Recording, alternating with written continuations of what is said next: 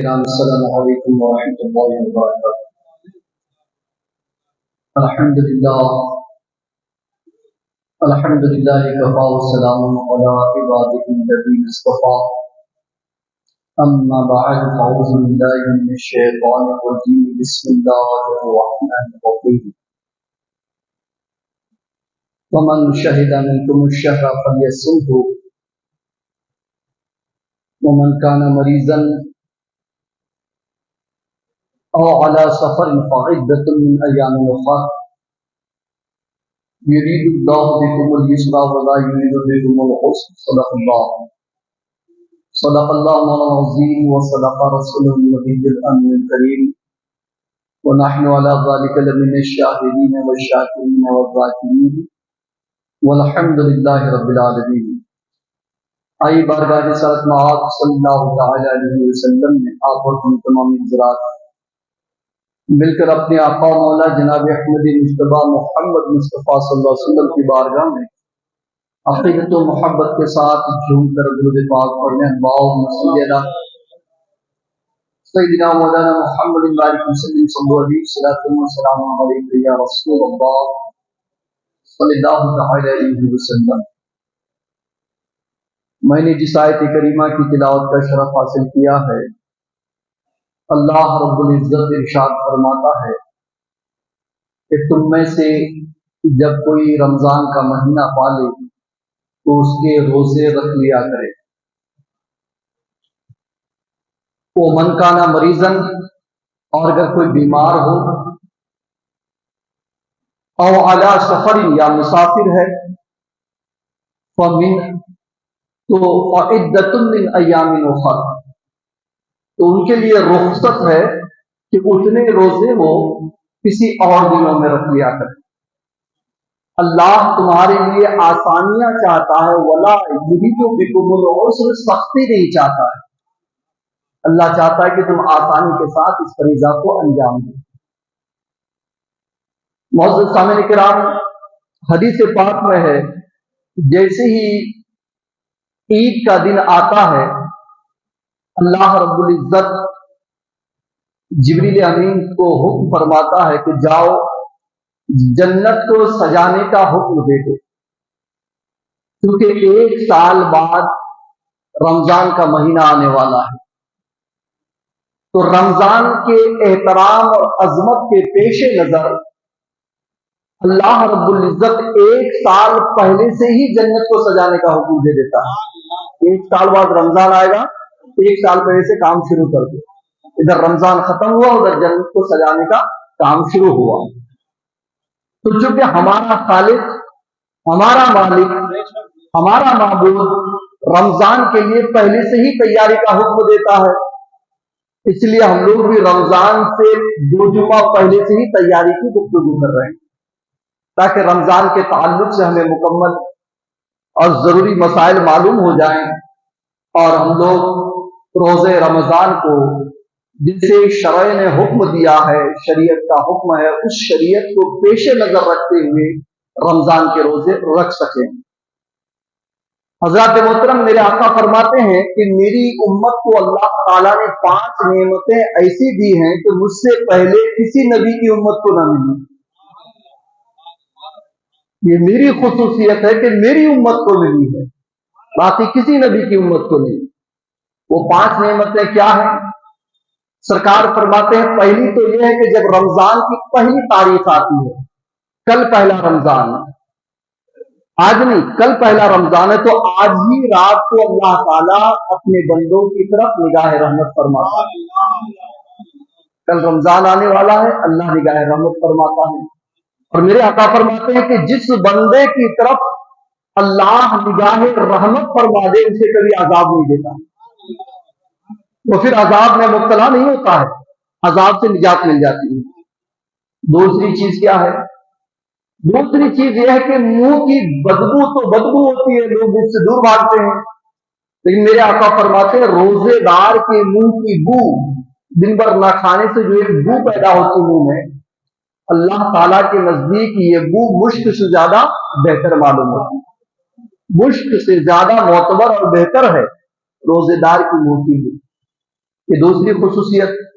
सरकार फरमाते तीसरी खुसूसियत ये है कि मेरी उम्मत के लिए, रोजेदारों के लिए अल्लाह के फरिश्ते सुबह से शाम तक और रात से फिर सुबह तक 24 घंटा मग़फ़िरत की दुआएं करते हैं। हर वक्त दुआओं में लगे रहते हैं, 24 घंटा मग़फ़िरत की दुआएं। और एक खुसूसियत यह है कि जब रमजान की आखिरी तारीख आती है, अल्लाह ताला मेरे सारे गुलामों को बख्श देता है, सबके सबको बख्श देता है। जितने मोमिनीन हैं, रोजेदार हैं, सबको बख्श देता है। तो साहबा ने अर्ज किया, या रसूल अल्लाह, क्या वो आखिरी तारीख 30वां रोजा है? क्या नहीं। मजदूर को मजदूरी कब दी जाती है? जब वो काम पूरा कर लेता है। तो रोजे रख लेने के बाद जो ईद की रात आती है, उस रात अल्लाह ताला सब बंदों को बख्श देता है। इससे पता चला कि रोजेदारों के लिए बहुत सारी खुशखबरियां हैं। ये तो हम रमजान में बयान करेंगे। इस वक्त सिर्फ आपको हम ये बताना चाहते हैं कि जिस महीने में हम कदम रखने वाले हैं वो निहायत ही मुबारक महीना है। खुदारा ये महीना गफलत में न गुजरने पाए, इस महीने को हम अपने लिए जरिए नजात बना लें। सिर्फ इसलिए 2 हदीस मैंने पेश किया, वरना आज मुझे मसाइल बयान करने हैं। अल्लाह फरमाता है कि जो बीमार हैं वो रमजान के अलावा और महीनों में जब तबीयत ठीक हो जाए, बहाल हो जाए, या सफर में है तो जब वो मुकीम हो जाए तो जितने रोजे वो हालत सफर या मर्ज में छोड़ दें, बाकी दिनों में अदा कर सकते हैं। अब कौन सी मर्ज में हमको रोजा छोड़ने की इजाजत है? सर दर्द हो गया रोजा छोड़ दें, बुखार हो गया रोजा छोड़ दें, सर्दी हो गई रोजा छोड़ दें? नहीं।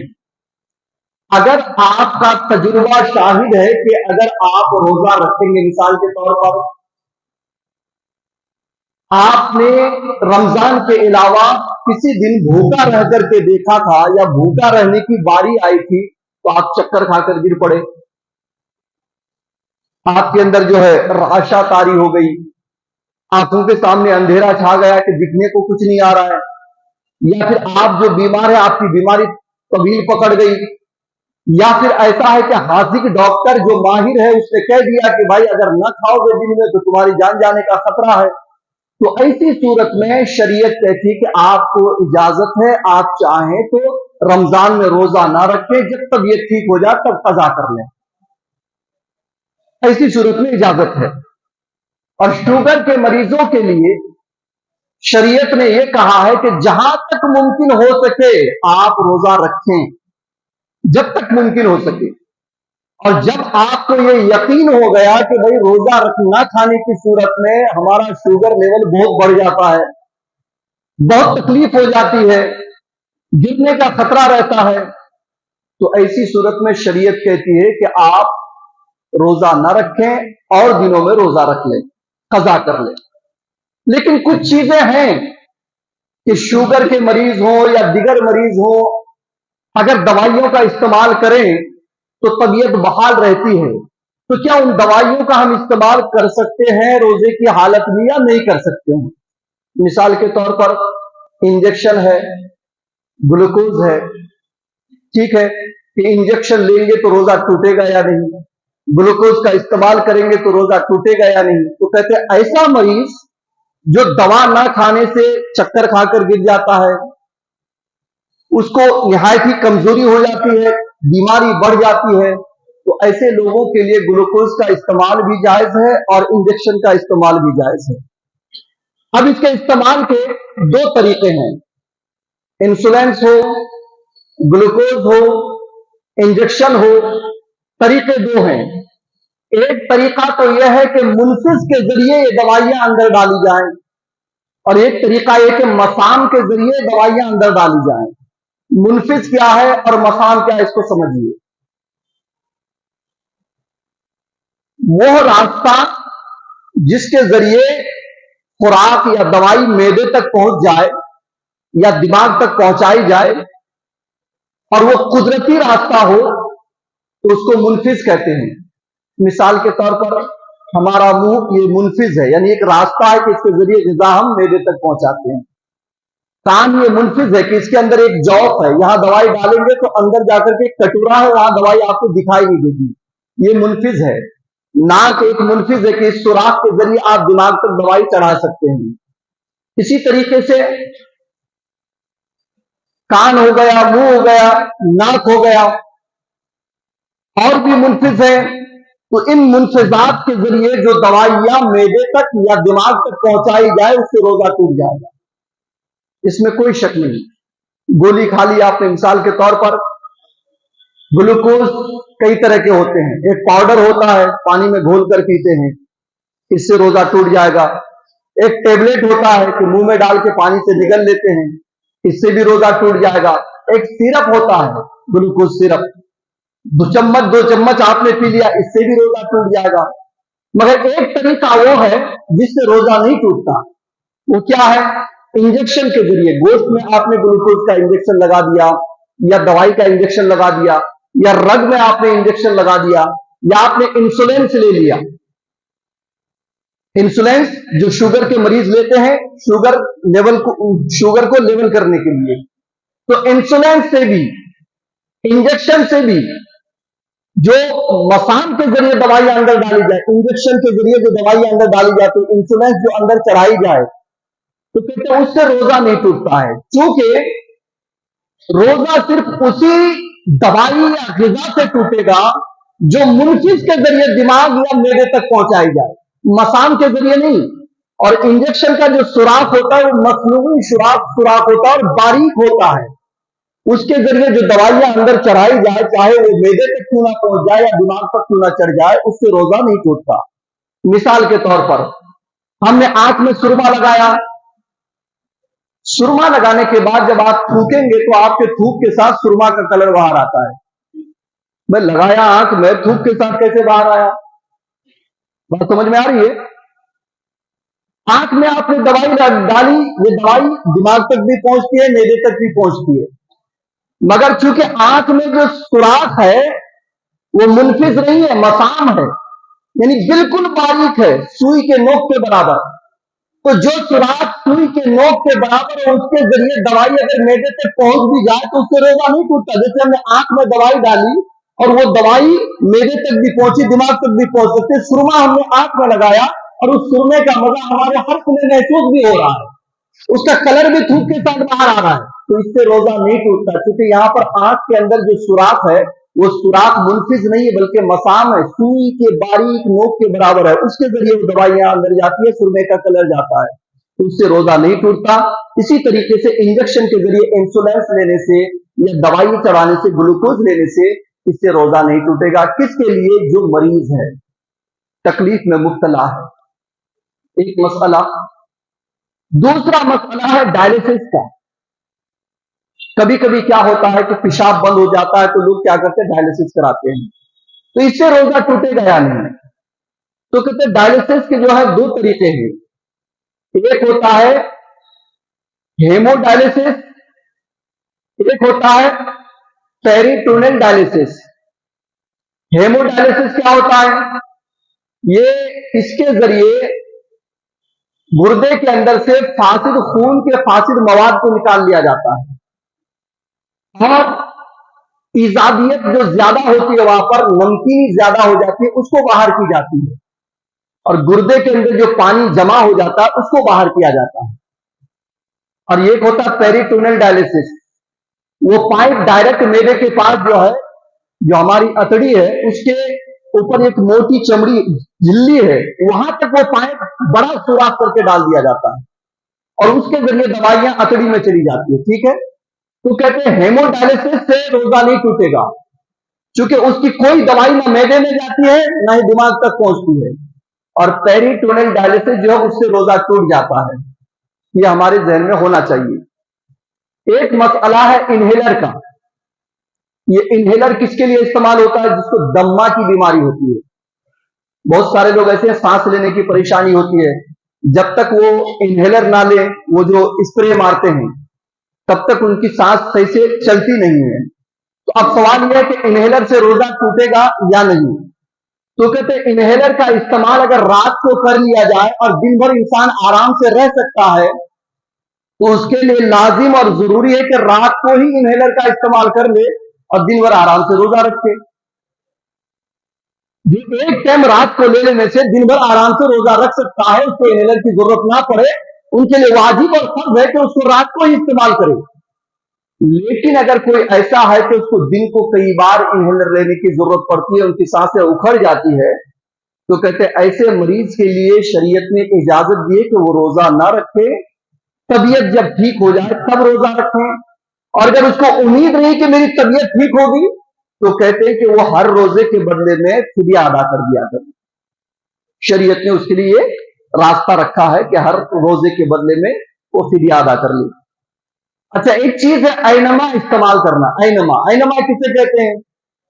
ऐनमा कहते हैं कि किसी को बवासीर की वजह से पाखना नहीं हो रहा है, या कब्जियत की वजह से पेट जाम हो गया है और पेट साफ नहीं हो रहा है, पाखना हो नहीं रहा है, अब हालत इतनी खराब हो गई है कि जान जाने का खतरा है, पेट फूक करके बाहर आ रहा है, तबीयत बहुत ही खराब हो रही है, तो ऐसे वक्त में डॉक्टर क्या करते हैं, पाखना के रास्ते से एक पाइप का इस्तेमाल करते हैं और उस पाइप के जरिए सुहागा जैसी दवाइयां अंदर पहुंचाते हैं।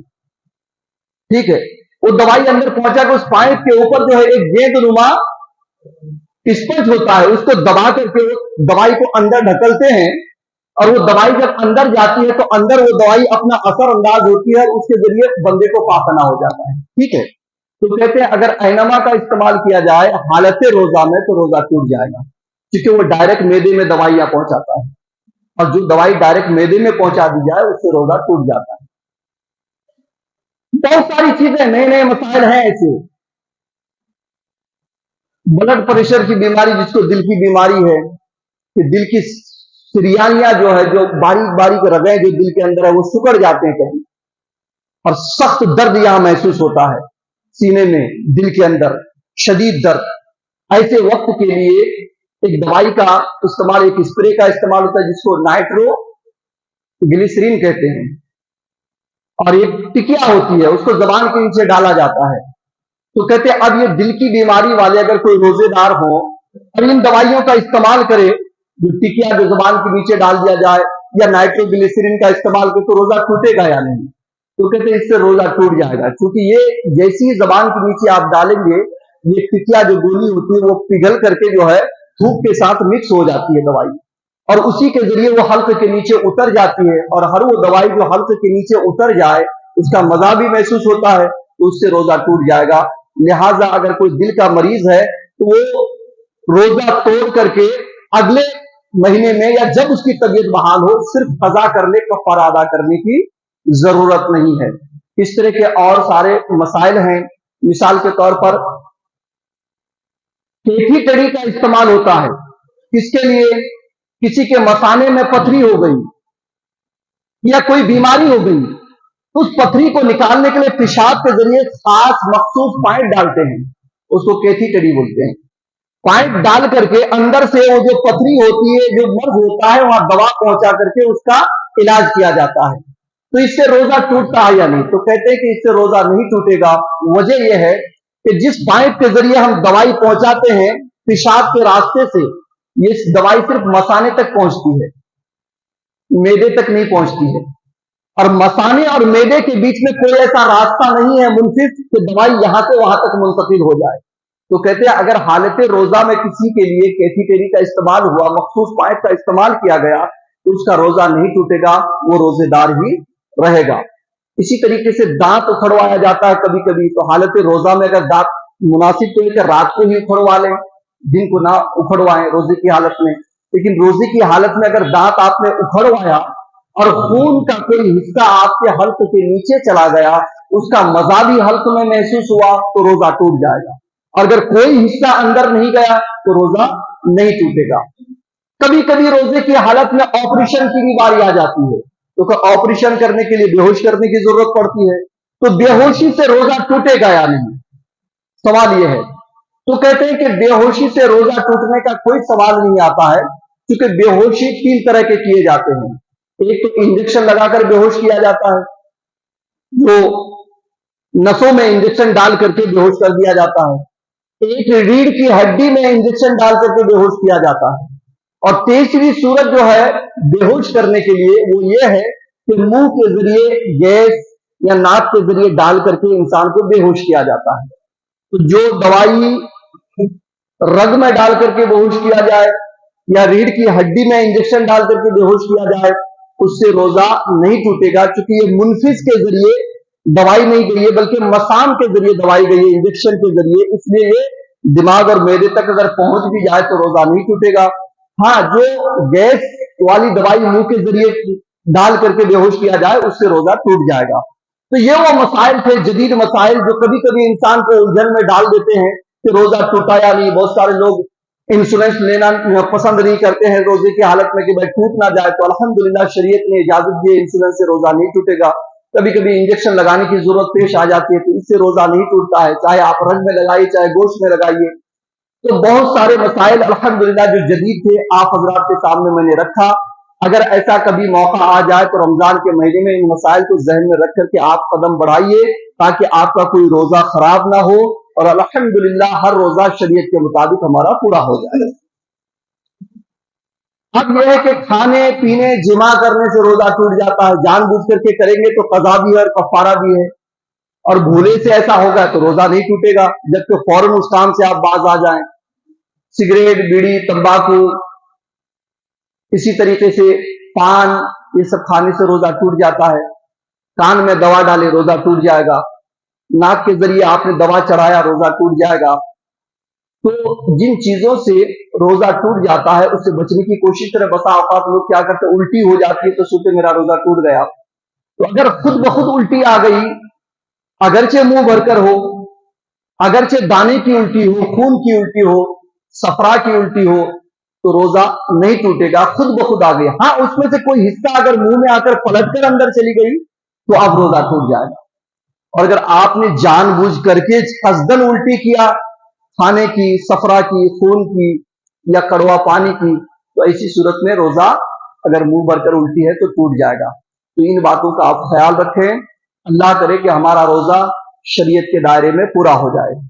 अब कुछ मसाइल में तरावी के ताल्लुक से बयान करना मुनासिब समझता हूं। तरावी की नमाज सुन्नत मुअक्किदा है, मर्द के लिए भी औरत के लिए भी। बिला जरूरत तरावी की नमाज बैठ करके पढ़ना जायज नहीं है। बहुत सारे लोग देखते हैं कि इतनी देर खड़े कैसे रहूं, बैठे बैठे ही मार लेते हैं, तो ये दुरुस्त नहीं है। और बहुत सारे लोग ऐसा करते हैं कि मौला साहब तो अभी इस रकात में 2 रुकू पढ़ेंगे, तो चलो मैं थोड़ा सा बाहर टहल के आता हूं।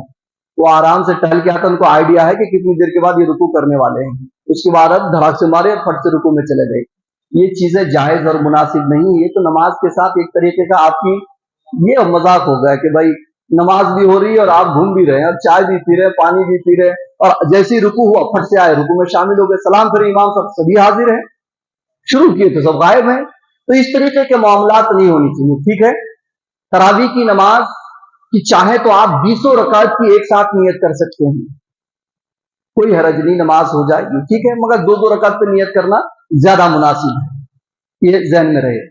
तरावी की नमाज में एक खत्म कुरान सुनना ये फर्ज किफाया है। चंद लोगों ने मस्जिद में जमात के साथ अगर सुन लिया और किसी ने न सुना तो वो गुनाहों से बच गया। तो एक खत्म कुरान सुन लेना मुनासिब है, सुन्नते मौक़िदा अलल किफाया है, मस्जिद में जमात के साथ पढ़ लेना। सरकार के जमाने में तरावी की नमाज बाजमात नहीं होती थी। सरकार सल्लल्लाहु अलैहि वसल्लम जिस चीज को पाबंदी से अदा फरमा ले, अल्लाह ताला उसे फर्ज कर देता। तो सरकार ने न चाहा कि मेरी उम्मत मशक्कत में मुब्तला हो जाए और तरावी की नमाज बाजमात फर्ज हो जाए, तो सरकार कभी इस चीज को ताकीद से जमात से आपने नहीं किया। फर्दन फर्दन लोग पढ़ लेते, 2-2, 3-3, 4-4 पढ़ लेते थे, कोई हरज नहीं। हजरत सिद्दीक अकबर के जमाने में भी यही हाल रहा। जब वक्त आया हजरत उमर फारूक आजम का, आप मस्जिद नबवी में तशरीफ ले गए, तो आपने देखा 2-2, 3-3, 4-4 लोग अलग अलग नमाज पढ़ रहे हैं, कोई तनहा पढ़ रहा है। तो आपने नमाज के बाद सबको जमा किया और फरमाया कि कल से तरावी की नमाज सारे लोग एक इमाम के पीछे पढ़ेंगे जमात के साथ। दूसरे दिन फिर हजरत उमर फारूक आजम मस्जिद आए तो देखते सारे लोग हजरत उबय बिन काब के पीछे नमाज पढ़ रहे हैं जमात के साथ। तो आपने नमाज के बाद फरमाया, निअमतिल बिदअतु हाज़िही, ये नया काम जो सरकार के जमाने में नहीं था, बाद में मैंने इजाद किया, कितना अच्छा काम है ये बहुत बेहतर काम है। इससे पता चला कि हर बिदअत हराम नहीं है। जैसे बाद लोग कहते हैं ये तो बिदअत है, ये तो बिदअत है, ये तो बिदअत है। अरे तरावी की जमात भी बिदअत है, मगर हजरत उमर फारूक आजम फरमाते ये बिदअत जरूर है मगर खूबसूरत बिदअत है, अच्छी बिदअत है।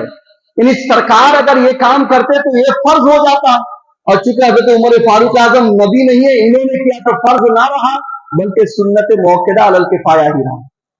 समझ रहे? तो अल्हम्दुलिल्लाह तरावी की नमाज बाजमात हमें पढ़नी चाहिए, एक खत्म कुरान सुनने की कोशिश करनी चाहिए, शरीयत के दायरे में पढ़नी चाहिए और 20 रकात पढ़नी चाहिए। बाज लोग अपनी सहूलत के लिए 8 रकात कर दिए हैं।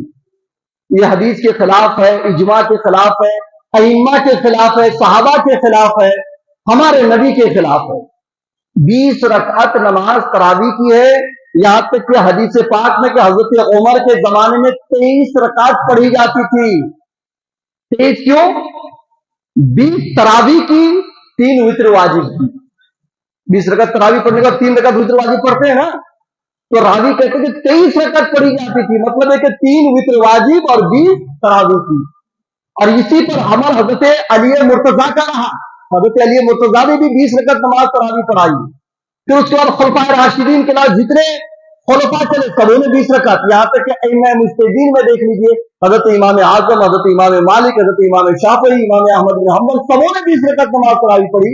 और आज तक अहले सुन्नत वल जमात का 20 रकात पर ही अमल है अल्हम्दुलिल्लाह, और कयामत तक 20 रकात पर ही अमल होगा। तो तरावी की नमाज 20 रकात है, हमें 20 रकात ही पढ़नी है, ये जहन में रहे।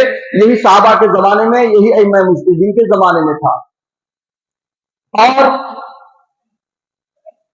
नीयत के ताल्लुक से चंद मसाइल। नीयत दिल के इरादे को कहते हैं। दिल में इरादा है रोजा रखने का, यही काफी, आप सेहरी खा लिए यही नीयत काफी है, मगर जबान से कह लेना मुस्तहब है। अब अगर किसी ने रात को यह नीयत कर लिया कि कल कहीं से दावत आ गई तो रोजा नहीं रखूंगा, नहीं आई तो रख लूंगा, या किसी ने यह नीयत कर लिया कि धूप बहुत ज्यादा हुई तो नहीं रखूंगा, ठंड मौसम रहा तो रख लूंगा, तो ये नीयत नहीं, इसका रोजा होगा ही नहीं अगर फिर दूसरे दिन भूखे रहेंगे। तो ऐसे लोगों के लिए जवाल से पहले पहले नीयत कर लेना जरूरी है। जवाल की बात नीयत करें तो रोजा नहीं होगा। ज़हवे कुबरा से पहले नीयत कर लेना अशद जरूरी है। अच्छा, रात को नीयत करें तो आप ये कहें कि इंशाअल्लाह कल के रोजे की मैंने नीयत की, अल्हम्दुलिल्लाह मैंने कल के रोजे की नीयत की, इतना कह लिए काफी है। या नवैतु अन असुमु गदन मिन शहर रमजान हाज़ा, ये कह लीजिए। और जब दिन को रोजे रखें, दिन को नियत करें तो ये कहें कि सुबह सादिक से मैं रोजे से हूं। ऐसा नहीं कि 10 बजे नियत करें बोले मैं अभी से रोजे से हूं, सुबह सादिक से मैं रोजे से हूं, ये नियत करें दिन को। या नवैतु अन असुमु हाज़ल यौमा मिन शहर रमजान, अरबी में कहें तो ये नियत कर ले, ये नियत है। एक बात सहरी के ताल्लुक से मैं आपको बता दूं, बहुत सारे लोग क्या करते हैं, सहरी नहीं खाते हैं और इस चीज को वो अपनी पहलवानी तस्वुर करते हैं। अरे मैं तो सहरी खाए बगैर रोजा रख लेता हूं। यहां सहरी के चक्कर में तुम लोग पड़ते हो, ठीक है। याद रखिएगा, सहरी न खाना ये पहलवानी नहीं है, सहरी खाना ये पहलवानी है। क्यों? क्योंकि ये सरकार की सुन्नत है, और सरकार की सुन्नत को कोई कमजोर थोड़ा अदा करे, जो पहलवान है वही तो अदा करेगा। सहरी खाना ये सुन्नत रसूल है, और हदीस पाक में है कि सहरी के हर निवाले के बदले में अल्लाह एक एक साल की इबादत का सवाब अता फरमाता है। सहरी खाना चाहिए। जब एक एक निवाले के बदले में साल साल भर की इबादत का सवाब हमें मिलता है सहरी खाने से, तो भला इतना सारा सवाब हम कैसे छोड़ सकते हैं? तो आप उठें सहरी को, सहरी खाएं ताकि आपका रोजा भी स्ट्रोंग हो, आपको किसी तरह की कोई परेशानी महसूस ना हो, और अल्हम्दुलिल्लाह अगले रोजे के लिए आपका इरादा मुतजलजल ना हो। ठीक है, तो रोजे के लिए सहरी खा लेना ये आप और हमारे लिए ज्यादा बेहतर है, हम सहरी खाया करें। टाइमिंग क्या है?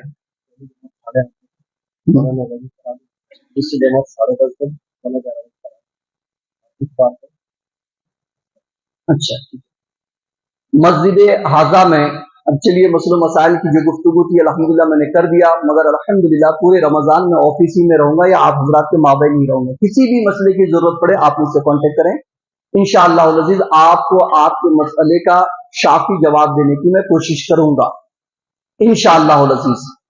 اب ایک اعلان سماعت فرمائیں. مسجد حاضہ میں انشاءاللہ تراویح کی 2 جماعت ہونے والی ہے.